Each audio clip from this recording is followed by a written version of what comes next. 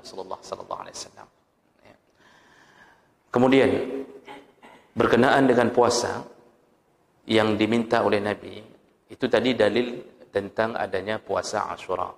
Namun ketika kita membolak-balikkan hadis-hadis Nabi yang lebih banyak, maka kita dapatkan bahawa Muharram itu ada puasa-puasa yang muqayyadah, artinya diatur langsung oleh Nabi sallallahu alaihi wasallam hari-harinya. Ada puasa secara mutlak. Mutlak itu kapan pun mau puasa Muharram silakan. Itu nanti fadilah berikutnya. Tapi ada hari-hari yang muqayyad. Nabi mengatur hari ini lebih bagus, ini harinya. Para ulama mengambil kesimpulan dari beberapa hadis. Ada 4 cara untuk melakukan puasa di hari-hari yang ditentukan dalam Muharram. Artinya hari yang bukan umum tapi ditentukan oleh Rasulullah. Tapi ada 4 cara. Yang pertama, dibolehkan berpuasa 3 hari, yaitu 9 Muharram, 10 dan 11. Berdasarkan hadis dari Ibnu Abbas radhiyallahu anhu, hadis riwayat Imam Ahmad, Rasulullah berkata, khalifu al-Yahud, selisihilah orang-orang Yahudi. Karena orang Yahudi cuma puasa Ashura. Kata Rasulullah, selisihilah orang-orang Yahudi. Wasumu yawman qablah wa yawman ba'dah. Puasalah 1 hari sebelum, lalu puasalah 1 hari sesudah.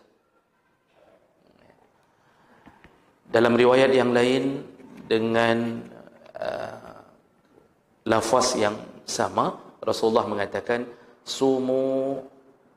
sumuhu wa sumu qablahu aw ba'dahu yawman wa la tushabbihu al-yahud. Puasalah di hari Ashura, lalu puasalah sehari sebelumnya dan puasalah sehari sesudahnya. Janganlah engkau bertasyabbuh dengan kebiasaan orang Yahudi. Jadi ini hadis-hadis ini menunjukkan bahawa kita boleh memilih puasa 3 hari. Dan ini puasa 3 hari ini adalah puasa dengan derajat yang paling afdal. Paling afdal. Ibnu Hajar Al-Asqalani dalam kitab Fathul Bari mengatakan inilah yang paling utama. Karena beliau membagi 3 model. Jadi yang paling utama 3 hari. 9, 10, 11. Di bawahnya 2 hari, 9 dan 10. Lalu di bawahnya hanya hari ke-10. Ini yang disebutkan Ibnu Hajar dalam kitab Fathul Bari Syarah Imam Bukhari. Syarah hadis Imam Bukhari. Lalu dalam kitab Nailul Autar, Imam Asy-Syaukani juga mengatakan hal yang sama. Inilah hari yang paling afdal dalam Muharram. Lalu kemudian Syekh Muhammad Yusuf Al-Banuri dalam kitab Ma'arif As-Sunan mengatakan juga hal yang sama. Ibnu Qudamah dalam kitab Al-Mughni, lalu Ibnu Al-Qayyim dalam kitab Zadul Ma'ad juga mengatakan hal yang sama. Yang terbaik 3 hari untuk melakukan puasa Muharram. Cara kedua yaitu 9 dan 10. Jadi 9 Tasu'a, 10 Muharram, Ashura. Dan ini berdasarkan hadis Nabi sallallahu alaihi wasallam, sama Rasulullah sallallahu alaihi wasallam yauma Ashura wa amara bisiyamihi. Pertama sekali Rasulullah berpuasa hari Ashura dan beliau menyuruh orang-orang untuk berpuasa. Qalu ya Rasulullah innaha yauman tu'addimuhu al-yahud wan nasara. Ada sahabat yang mengatakan, ya Rasulullah, itu hari diagungkan oleh Yahudi dan Nasrani. Maksud sahabat, nanti kita khawatir Yahudi Nasrani mengejek-ngejek kita, mengatakan ternyata Islam itu tidak tampil beda, cuma mengikuti ajaran kita saja. Maka mereka mengatakan, ya Rasulullah, bagaimana Yahudi dan Nasrani juga puasa di hari itu, jangan sampai kita jadi bahan olok-olok mereka, seakan-akan kita mengikuti mereka. Faqala Rasulullah sallallahu alaihi wasallam, Rasulullah berkata, fa iza kana al-'amul muqbil, kalau begitu seandainya insyaallah sumna al-yawm at-tasi', seandainya aku masih hidup di tahun yang akan datang, insyaallah kita tambah puasa dengan hari at-tasi', iaitu hari ke-9. Qala, lalu perawi hadis menyebutkan, falam ya'ti al-'amul muqbil hatta tuwaffa Rasulullah sallallahu alaihi wasallam. Ternyata tahun itu meninggalnya Nabi, dan Nabi tidak sempat berpuasa hari ke-9. Jadi Nabi enggak pernah melakukan tasu'a. Maka minggu yang lalu kita sebutkan ada satu sunnah namanya sunnah hammiyah. Dia hanya keinginan Nabi, namun menjadi sunnah bagi kita, karena kalau Nabi sudah berjanji melakukan, kalau beliau hidup pasti beliau lakukan. Dan itu otomatis kita telah memenuhi impian Nabi sallallahu alaihi wasallam. Nabi belum pernah lakukan, kita sudah melakukannya. Makanya mudah-mudahan kita menjadi golongan yang akan bersama Nabi sallallahu alaihi wasallam. Kalau kita impiannya saja kita lakukan, apalagi yang pernah dicontohkannya. Jadi jemaah belakang Allah ini menunjukkan hadis-hadis ini bahawa boleh juga memilih derajat kedua, iaitu 9 dan 10. Kemudian pilihan ketiga, berdasarkan hadis Nabi riwayat Ahmad, namun hadis ini banyak yang mengatakannya dhaif, tapi para ulama tidak menghilangkan pilihan ini karena masih ada perselisihan tentang maksud hadis ini. Rasulullah berkata, sumu yawma Ashura wa khaliful yahud sumu qablah yawman atau ba'dahu yawman. Kata Rasulullah, berpuasalah hari Ashura, selisihilah Yahudi, puasalah sehari sebelum atau puasalah sehari sesudah. Ada ulama yang mengatakan maksud Rasulullah boleh pilih, boleh 9 dan 10, atau maksud Rasulullah 10 dan 11. Yang penting Ashuranya dijaga, boleh ambil sehari sebelum, atau kalau tidak sempat dengan 9-nya, ambil 10 dan 11. Namun hadis ini jumhur ulama hadis mengatakan dhaif, maka pilihan ini hanya sebagai ijtihad. Artinya ada ijtihad yang begitu bunyinya. Boleh ambil 9 10 atau 10 11. Jadi pasangannya dua hari ini. Kemudian level keempat, yaitu berpuasa hanya satu hari, yaitu hari Ashura. Dan ini dilakukan di awal-awal Rasulullah. Namun para ulama berselisih pendapat. Yang puasa satu hari di hari Ashura saja, apakah terkena kemakruhan atau tidak? Karena Rasulullah ketika dikabarkan tadi bahawa Yahudi Nasrani, sebenarnya Rasulullah waktu dikabarkan itu bukan tidak tahu.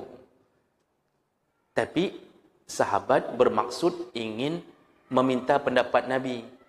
Bagaimana keadaan puasa kita kalau seandainya Yahudi dan Nasrani mengolok-olok kita? Jadi bukan bermakna dikasih tahu oleh sahabat. Jadi bukan maksudnya begini. Begitu dikasih tahu sahabat, Nabi mengatakan, oh ya, saya baru tahu Yahudi Nasrani puasa. Enggak. Rasulullah lebih tahu hal yang gaib daripada sahabat. Tapi sahabat ingin melihat pendapat Nabi. Karena ada orang yang mengira hari ini Rasulullah enggak tahu bahawa itu puasanya Yahudi dan Nasrani. Tidak. Rasulullah paling tahu masalah itu. Makanya Rasulullah menyelisihinya. Karena ada tambahan untuk menyelisihi Yahudi dan Nasrani tadi, maka timbul permasalahan ketika orang hanya puasa satu hari. Padahal tadi Rasulullah mengatakan, kalau aku masih hidup, kita tambah. Berarti keinginan kuat Rasulullah, jangan puasa satu hari. Selisihilah Yahudi dan Nasrani. Maka makruh atau tidak puasa hanya hari Ashura saja? Ini ada khilaf. Namun setelah saya mencoba membaca lebih panjang, ternyata jumhur ulama mengatakan tidak makruh, dibolehkan berpuasa hanya memilih hari Ashura. Sebahagian kecil mengatakan makruh karena tadi permintaan Rasulullah untuk menambahi satu hari. Namun jumhur ulama mengatakan tidak makruh karena pada dasarnya ada perintah pertama untuk puasa di hari Ashura. Baik, jadi ini tingkatan puasa yang ada di dalam hari Muharram sebagai bukti ketaatan dan cinta kita kepada Nabi sallallahu alaihi wasallam. Nah, Bapak Ibu yang Allah muliakan, silakan pilih. Kalau mau hari terbaik, puasa 3 hari. Berarti besok Tasu'a, kalau tidak digeser. Karena saya khawatir takut digeser lagi. Besok insya-Allah Tasu'a. Kamis Ashura, yang mau tambah hari Jumat, hari ke-11 dibolehkan. berdasarkan keterangan yang kuat dari banyak para ulama dan hadis-hadis Nabi sallallahu alaihi wasallam. Dan insya-Allah panitia buka puasa akan menyediakan bukaan puasa untuk besok dan Ashura. Hari Jumaat saya tidak yakin karena belum ada konfirmasi. Tapi insya-Allah Rabu dan Kamis disediakan bukaan puasa. Mari bersama-sama ramaikan hari-hari yang dimuliakan Allah Subhanahu wa taala, dan jangan lupa bawa sedekah-sedekah terbaik. Nah, jemaah melakukan Allah, ini yang pertama, bahawa kita telah taat pada Nabi Muhammad sallallahu alaihi wasallam dengan permintaan beliau. Mudah-mudahan kita bisa istiqamah setiap tahunnya. Berikutnya, fadilah berikutnya. Orang yang berpuasa di bulan Muharram, dia telah melakukan puasa terbaik setelah Ramadan. Karena Allah menyebut Muharram dengan Rasulullah menyebut Muharram dengan bulan Allah. Dalam hadis riwayat Muslim an Abi Hurairah radhiyallahu anhu qala Rasulullah sallallahu alaihi wasallam afdalus siyam ba'da Ramadan syahrullahil Muharram wa afdalus salat ba'da al-fariidah salatul lail. Kata Rasulullah, hari-hari terbaik untuk berpuasa setelah Ramadan adalah bulan Muharram, iaitu bulan Allah. Jadi ketika sebut bulan Muharram, Rasulullah memakai kalimat Syahrullahil Muharram. Puasa terbaik setelah Ramadan adalah bulan Allah yang bernama Muharram. Dan salat terbaik setelah salat fardu adalah salatul lail, salat di malam hari. Nah, jadi jemaah melakukan Allah Subhanahu wa taala, kalau Allah sudah dipakaikan namanya di atas satu benda, berarti menunjukkan ada tasyrif, ada pemuliaan di atas benda itu. Kita sering menyebut Baitullah, rumah Allah. Itu tidak ada maksud lain kecuali ingin mengatakan yang dimaksud rumah Allah adalah semulia-mulianya rumah, yaitu ketika disangkut pautkan dengan nama Allah. Begitu juga kadang-kadang kita menyebut sesuatu dengan memakai nama Allah. Jihad fi sabilillah, misal berjihad di jalan Allah, berarti ini jalan yang paling mulia, yaitu jalan Allah. Padahal maksudnya kan itu jalan itu kan jalan makhluk, bahagian makhluk Allah, tapi disangkut pautkan dengan nama Allah. Maka para ulama ketika mensyarah hadis ini mengatakan Muharram itu mulia, dan mulialah orang yang berpuasa di dalamnya. Dia telah berpuasa di bulan Allah. Ketika Nabi menyebut nama bulan ini disangkutkan dengan nama Allah, maka dia menjadi bulan yang mulia. Jadi hadis ini umum. Ini puasa mutlak yang kita maksud tadi. Jadi jemaah melakukan Allah, puasa Muharram itu tidak mesti hanya hari-hari yang disebutkan tadi, tapi itu hari yang terafdal. Artinya jangan tinggalkan hari itu kalau bisa. Namun puasa Muharram itu dibuka pintunya mulai dari awal Muharram. Siapapun boleh berpuasa, boleh menambahi, memperbanyak, boleh pilih Senin Kamis dalam Muharram yang biasanya di luar Muharram, tidak terlalu giat Senin Kamis, dalam Muharram lakukan Senin Kamis selama 8 hari selama 1 bulan. Ada yang memilih ayam yang tidak puasa Ayyamul Bid sebelumnya, Muharram puasalah Ayyamul Bid. Atau yang lebih hebat lagi, model puasa Nabi Allah Daud, selama Muharram puasa sehari selang. Ada yang model hari ini enggak puasa, rencana besok pun enggak puasa, rencana besok lagi, besok juga enggak puasa. Ini bukan puasa Nabi Allah Daud, ini puasa apa Daud? Jadi jemaah melakukan Allah Subhanahu wa taala, artinya dari bunyi hadis ini, Muharram itu diberi kesempatan seluruh bulan ada perbanyak hari untuk puasa. Namun jangan tinggalkan hari terbaik, yaitu 9, 10 dan 11. Selain daripada itu, silahkan puasa Muharram. Nanti ada yang bertanya, bagaimana kalau kita puasa Senin Kamis? Niatnya Senin Kamis atau niat Muharram? Nah, para ulama mengatakan kalau sesuatu yang datang secara insidental, sekali-sekali datangnya, maka lebih bagus berniat di atas puasa itu. Misal kita puasa di hari Senin, niat puasa Muharram, Muharramnya dapat, Seninnya otomatis juga dapat. Itu kesepakatan jumhur ulama. Jadi puasa di hari Khamis, tidak usah puasa niat Khamis, puasa niat puasa Muharram. Muharramnya dapat, Khamisnya otomatis. Itu sudah kesepakatan jumhur ulama. Dapat double pahala. Jadi jemaah maka Allah Subhanahu Wa Taala, perbanyaklah puasa di hari-hari Muharram ini. Dan puasa yang harus kita utamakan karena Allah, itu yang paling penting. Jadi jangan karena hana mangan. Karena ada yang tidak enak hana mangan, hana puasa. Kapa dungga gak kepakat puasa. Sudah berapa kali orang tu atau sahabat saya ngajak-ngajak puasa, enggak enak kalau saya enggak puasa. Sudah berapa kali disindir-sindir sama ustaz tu. Ustaz tu enggak puasa juga, tapi disindir-sindir orang. Enggak enak saya enggak puasa. Itu enggak ada nilainya. Jadi betul-betul karena Allah Subhanahu Wa Taala. Puasa karena Allah. Jangan karena desakan-desakan manusia. Karena ada keinginan-keinginan untuk dilihat. Ada juga yang model karena ingin dilihat, biar jangan sampai enggak pernah nampak di tempat buka puasa bersama, supaya orang mengatakan, nah ke puasa go. Pusyik begahana ke puasa. Jangan sampai ada niat itu, Pak. Tidak peduli. Puasalah karena Allah, maka Allah lah tempat kita berharap pemberian pahala terbesar. Dan jangan remehkan hal-hal sunnah. Karena bisa saja Allah memutuskan perkara sunnah lah yang memasukkan kita ke surga. Selama perkara wajib kita tetap jaga. Nah, ini hari-hari puasa Muharram adalah hari-hari terbaik karena kita puasa di bulan Allah. Nah, bolehkah puasa sebulan penuh? Jangan. Karena Sya'ban, Nabi pun berpuasa tidak sebulan penuh. Ya. Mengingat ada kemuliaan hanya Ramadan yang Allah suruh sebulan penuh. Ya. Sya'ban, Nabi ada 2 hadis berhenti di 15 hari. Atau Nabi kadang-kadang berhenti di 2 hari sebelum Ramadan. Untuk menghindar dari bertemu Ramadan dan menghindar dari adanya bulan yang bisa penuh selain Ramadan. Nah, jadi perbanyak saja puasa di Muharram ini. Kemudian fadilah berikutnya.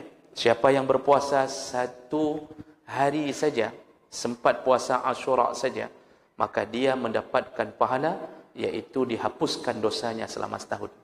Berdasarkan hadis Nabi SAW dengan derajat yang sahih, an Abi Qatadah Al-Ansari radhiyallahu anhu, anna Rasulullah SAW su'ila an saumi yaumi Ashura. Ketika Rasulullah ditanya tentang orang yang berpuasa 1 hari di hari Ashura, faqala yukaffiru as-sanah al-madiyah. Allah akan ampunkan dosanya selama setahun yang lalu. Kemarin waktu kita puasa Arafah sudah diampunkan 2 tahun. Hari ini insya-Allah besok lusa kita puasa Ashura diampunkan setahun lagi. Jadi dalam setahun itu beberapa model pengampunan cukup banyak. Dan pernah saya katakan bahawa tidak ada hadiah terindah dari Allah kecuali diampunkan dosa. Karena dosalah yang membuat kita dijegal ke dalam neraka. Begitu dosa dihapus, lempang dalam surga. Maka berbahagialah mereka yang bisa dihapuskan dosa. Namun yang jadi pertanyaan, ini dihapuskan dosa besar atau dosa kecil? Karena ada orang mengira, jadi toki sabu-sabu puasa Ashura. Tiap tahun puasa Ashura. Lalu merasa bahawa tidak ada dosa. Saya Ashura sudah dihapus, saya sudah dihapus dosa masa lalu. Nah, Imam Nawawi dalam Syarah Sahih Muslim, ya, beliau mengatakan yang dimaksud oleh Nabi tersebut adalah diampunkannya dosa-dosa kecil. Namun walaupun begitu, tetap ada harapan diampunkan dosa besar selama puasa tersebut beriringan dengan taubatnya seorang hamba. Dalam kitab Fatawa Al-Misriyah, Imam Ibn Taymiyah menjabarkan dengan panjang lebar bahawa jangan mengira puasa Arafah, puasa Ashura diampunkan begitu saja dosa besar. Tidak, kata Ibn Taymiyah. Kenapa? Tidak mungkin orang hanya puasa sunnah sehari atau 2 hari lalu dihapuskan dosa zina, mencuri, meminum khamar, judi, sihir. Tidak mungkin. Namun beliau mengatakan kecuali diiringi dengan taubatan nasuha. Maka orang-orang yang taubat, yang betul-betul menyesali dosa-dosa masa lalunya, inilah kesempatan untuk menghapuskan dosa-dosa besar. Selama kita menghindari dosa besar, dosa kecil mudah dihapuskan. Allah sebutkan di dalam Al-Quran, An-Nisa, in tajtanibu kaba'ira ma tunhauna anhu nukaffir ankum sayiatikum wa nudkhilukum mudkhalan karima. Kata Allah, selama engkau menjauhkan dirimu dari dosa-dosa besar, maka mudah bagimu untuk dihapuskan dosa-dosa kecilmu. Jadi yang penting jangan dosa besar, Pak. Insya-Allah dosa kecil tidak menjadi penghalang untuk dihapuskan Allah. Makanya jangan lagi ambil kredit. Cukup, sudah lama saya tidak bilang lagi masalah riba. Saya berharap orang-orang tidak lagi melakukannya. Malamnya payah daka dikata, ya. Ini dosa besar yang paling sering dilakukan, ya.